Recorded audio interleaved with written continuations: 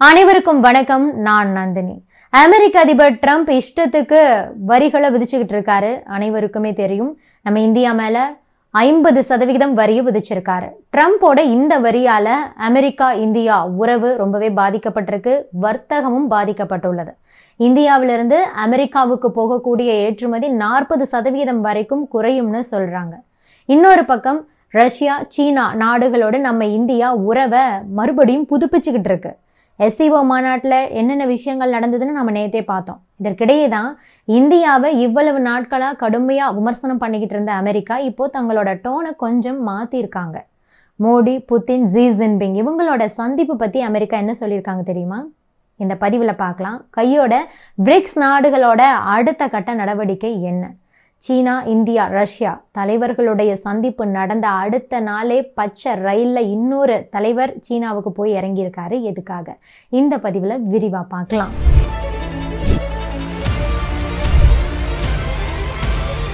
முதலில் Modi, Putin, Xi Jinping ஆகிய 3 பேருடைய சந்திப்பு பத்தி அமெரிக்கா என்ன சொல்லியிருக்காங்க அப்படிங்கறத பத்தி பார்க்கலாம். இந்தியா மீதான வரியை பத்தி மட்டும் ட்ரம்ப் நேற்று தன்னுடைய சோசியல் மீடியா பக்கத்துல குறிப்பிட்டிருந்தாரு. ஆனா தலைவர்களுடைய சந்திப்பு பத்தியெல்லாம் அவர் எதுவுமே பேசல. இந்த நிலையில தான் அமெரிக்காவோட ட்ரெஷரி அமைச்சர் ஸ்காட் பெசன்ட் நம்ம இந்த 3 தலைவர்களுடைய சந்திப்பு பத்தியும் SCO மீட்டிங் பத்தியெல்லாம் பேசிட்டு இருக்காரு. அதுல அவருடைய தொனி கொஞ்சம் மாறி இருக்கு. அதாவது என்ன சொல்லியிருக்காரு அப்படின்னா, இந்தியாவும் அமெரிக்காவும் 2 பெரிய நாடுகள், அவங்களுடைய பிரச்சனைய பேசி தீர்த்துப்பாங்க. அதே நேரத்துல இந்தியா இன்னுமே ரஷ்ய கச்சா எண்ணெயை வாங்கிக்கிட்டு தான் இருக்காங்க. இதை எங்கனால ஏத்துக்கவே முடியல. இந்தியாவோட இந்த செயல்தான் உக்ரைன் போருக்கு ரஷ்யாவுக்கு நிதி கொடுத்துக்கிட்டு இருக்கு அப்படின்னு சொல்லியிருக்காரு. அந்த நேரத்துல சீனாவில் நடந்த அந்த ஷாங்காய் ஒத்துழைப்பு அமைப்பு மாநாட்டுல அந்த 3 தலைவர்களும் சந்தித்து கொண்டது பற்றி செய்தியாளர்கள் அவர்கிட்ட கேள்வியை எழுப்பியிருக்காங்க. அதற்கு அவர் என்ன சொல்லியிருக்காருன்னா, இது வழக்கமா நடக்கிற சந்திப்பு தான். இந்த மாதிரி மாநாடுகள் நடக்கும்போது அனைவருமே சந்திச்சு பேசிப்பாங்க. ஆக இது வழக்கமான ஒரு மீட்டிங். இதுல ஒரு பெரிய விஷயம் எதுவுமே கிடையாது. இந்தியாவை பொறுத்த வரைக்கும் உலகத்திலேயே அதிக மக்கள் தொகை கொண்ட ஜனநாயக நாடு. எனவே எங்களுக்கும் இந்தியாவுக்கும் இடையேயான உறவு அப்படிங்கிறது ரஷ்யா, சீனாவை விட ரொம்பவே நெருக்கமானதாக இருக்கிறது அப்படின்னு சொல்லியிருக்காரு.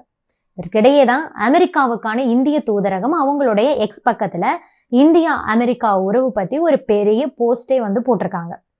அமெரிக்காவோட வெளியுறவுத்துறை அமைச்சர் மார்க் ரூபியோவும் கூட என்ன சொல்லியிருக்காரு அப்படின்னா, நம்ம 2 நாடுகள், அதாவது அமெரிக்கா, இந்தியா மக்களுக்கு இடையே இருக்கக்கூடிய அந்த நீடித்த நட்பு தான் நம்முடைய ஒத்துழைப்பின் அடித்தளம். அதுதான் நம்முடைய பொருளாதார உறவின் மகத்தான ஆற்றல்.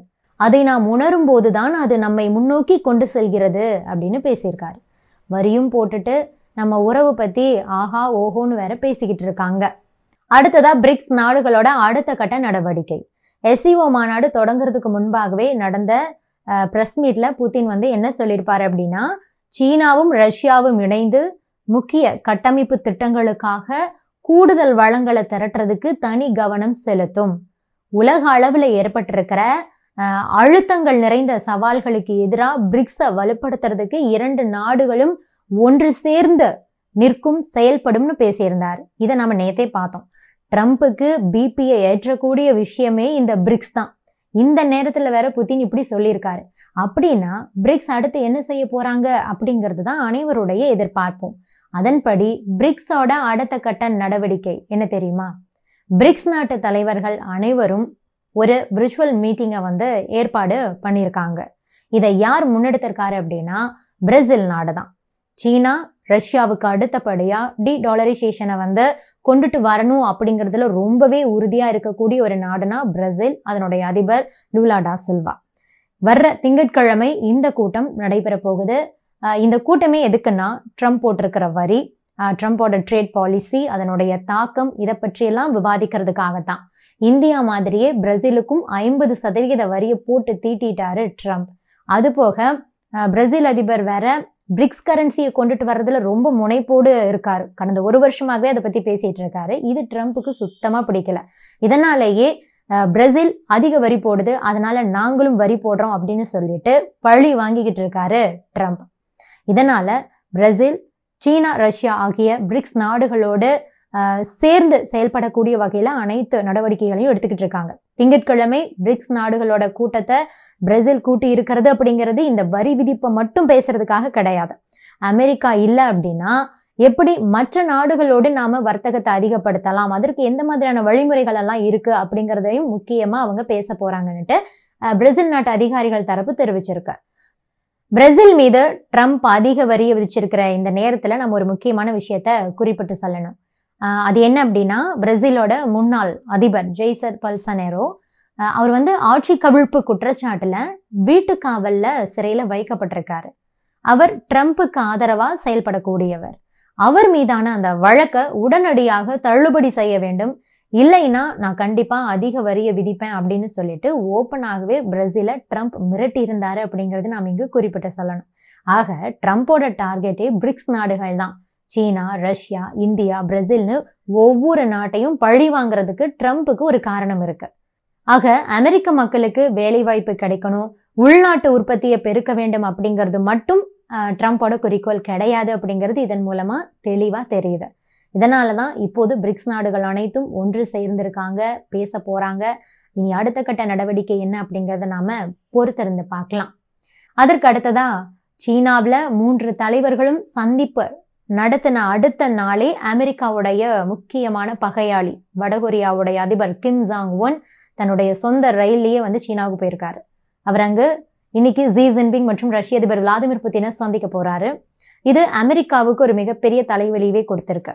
இன்னைக்கு அதிகாலையில ஜி ஜின்பிங் தன்னுடைய ரயில்ல சீனாவை போய் சேர்ந்திருக்காரு. 2ஆம் உலக போர் வெற்றி கொண்டாட்டத்தோட 80வது ஆண்டு விழா கொண்டாட்டம் நாளைக்கு சீனாவில் நடைபெற போகுது. ஜப்பானை தோற்கடிச்சதை சீனா கொண்டாடக்கூடிய வகையில் இந்த விழாவை ஏற்பாடு பண்ணியிருக்காங்க. தியான்மென் சதுக்கத்துல நடக்கக்கூடிய இந்த விழாவில் 30 நாடுகளுடைய தலைவர்கள் பங்கேற்க போறாங்க.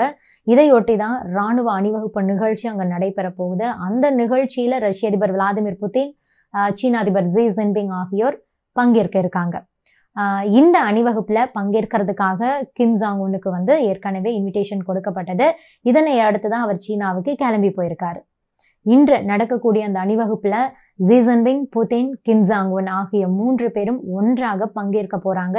இதுவும் கூட அமெரிக்காவுக்கு ஒருவித நெருக்கடியை ஏற்படுத்தி இருக்கு. ஏன்னா ரஷ்யாவும் சீனாவும் மாதிரியே வடகொரியாவும் அமெரிக்காவுடைய முக்கியமான ஒரு பகையாளி நாடுதான். அது மட்டும் இல்லாம கிம் ஜாங் உன் தொடர்ந்து ஏவுகணை சோதனைகளை நடத்தியே அமெரிக்காவை மிரட்டிக்கிட்டு இருக்காரு.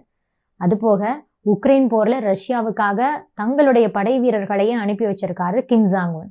அமெரிக்கா உக்ரைனுக்கு ஆயுதங்கள் வழங்குற மாதிரி ரஷ்யாவுக்கு ஆதரவா தங்களுடைய படை வீரர்களையே கிம் ஜாங் உன் கொடுத்திருக்காரு.